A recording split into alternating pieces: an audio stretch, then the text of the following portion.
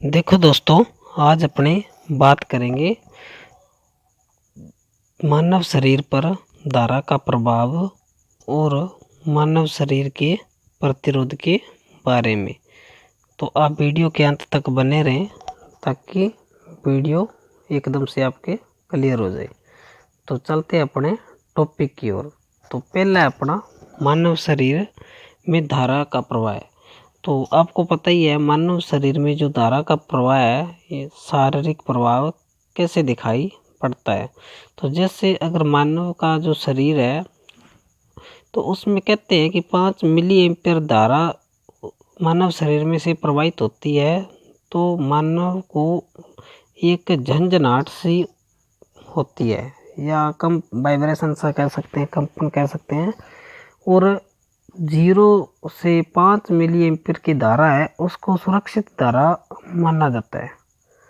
0 से 5 milli ampere की तक की जो धारा है उसको सुरक्षित धारा माना जाता है, क्योंकि उस पर कोई भी प्रभाव है वो अपने को देखने को नहीं मिलता। जबकि 5 मिली एम्पीयर की धारा गुजरती है मानव शरीर में से तो मानव शरीर को एक झंझनाहट होती है। और अगर धारा 20 मिली एम्पीयर मानव शरीर में से गुजरती है तो मानव को झटका लगता है।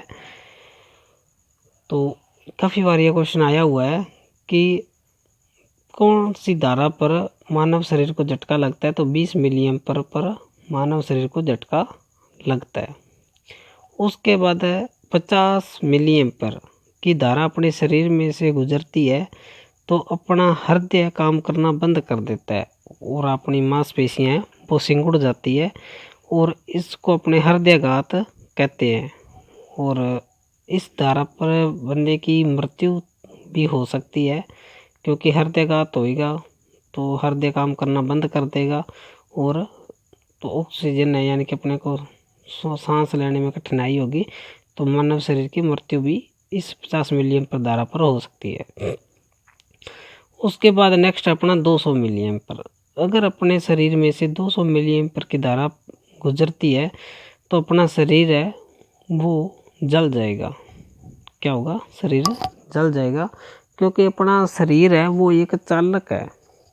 मानव शरीर एक चालक की श्रेणी में आता है और अलग अलग जैसे जैसे इस पे धारा का मान बढ़ेगा वैसे वैसे मानव शरीर पर भी प्रभाव पड़ेगा। और ज़्यादा मिली एम्पीयर की धारा गुजरेगी तो मानव शरीर है वो अपना जलना स्टार्ट हो जाएगा और राख बन जाएगी। तो ये काफ़ी इम्पोर्टेंट टॉपिक रहा है धारा का। तो काफ़ी बार क्वेश्चन आते भी हैं इसमें से, तो आप इस डाटा को नोट कर लें और आगे चलते हैं मानव शरीर के प्रतिरोध के बारे में। तो आपको पता ही है प्रतिरोध क्या होता है। जो धारा के मान को सीमित करता है वो प्रतिरोध कहलाता है। और प्रतिरोध का मात्रक क्या होता है? ओम होता है। और ये धारा के मान को कंट्रोल करता है, सीमित करता है। तो आपको पता है कि अगर अपना शरीर है वो सूखी अवस्था में होएगा तो अपने को करंट लगने की संभावना कम रहती है। और अगर अपना शरीर गिल्ली अवस्था में है तब अपने को विद्युत करंट लगने की ज़्यादा संभावना रहती है। तो अलग अलग अवस्था में अपने शरीर का प्रतिरोध होता है। जैसे अगर अपना सूखी अवस्था में शरीर है तो अपने शरीर का जो प्रतिरोध है वो 1 लाख से 6 लाख ओम तक होता है। या अपने इससे भी कह सकते हैं 1 किलो ओम से 6 किलो ओम तक सूखी अवस्था में प्रतिरोध होता है।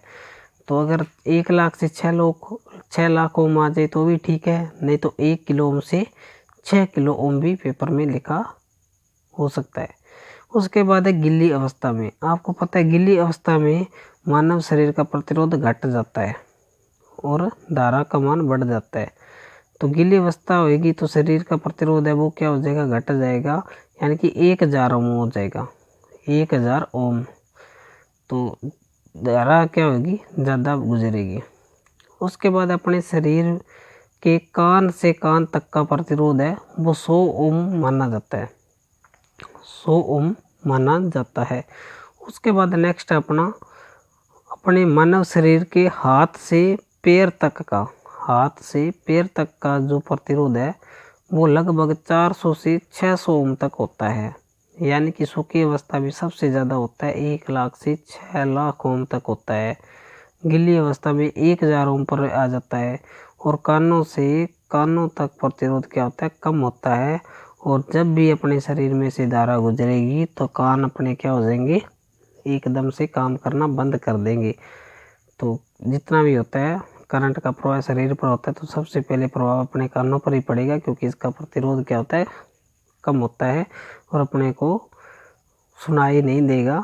या फिर और भी है, जैसे कानों से खून निकल सकता है, तो ऐसी परिस्थिति अपने को देखने को मिल सकती है।